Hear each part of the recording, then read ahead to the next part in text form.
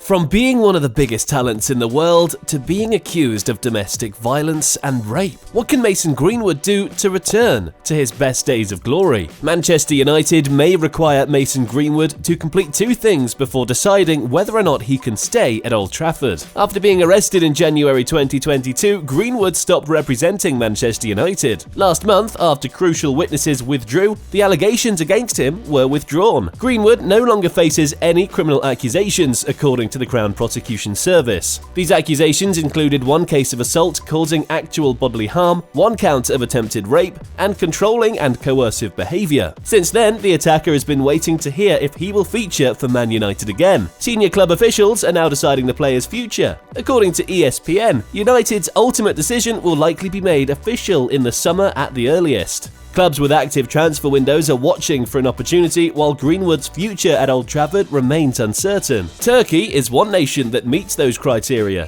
FIFA permitted the Turkish FA to lengthen their winter window to March 5th in light of the tragic earthquake that rocked the area, with the assumption that Greenwood would significantly improve their results on the field. Fenerbahce was willing to endure the criticism that signing him would bring. In other places, rumours that a transfer to China might be in the works swiftly faded away. Ten Hag stated that his favourite Man United player must move on with a new £90 million contract. The Englishman might decide to remain, though an exit is also possible. Furthermore, The Athletic thoroughly updates Man United's objectives in this area. Manchester United notes the decision of the Crown Prosecution Service that all charges against Mason Greenwood have been dismissed, said the club's official statement. The club will now carry out its procedure before deciding what to do next. We won't say further until that procedure is finished. Throughout the month, there has been a lingering concern over whether Greenwood could be reintegrated into the Old Trafford team. An article from The Times has since clarified the situation. Several United women's team members have severe worries about Greenwood's potential return to training. The women's squad reportedly does not anticipate Greenwood to be recalled, even though they share Carrington facilities with the men's team. However, not everyone in the locker room shares that opinion. Some members of the men's team also harbour concerns about reintegrating Greenwood. Others would have no objection, it is alleged. Female staff employees who are not players at the club, according to The Times, would object to Greenwood's return. In other places, it's known that some of the club's business partners have expressed concerns.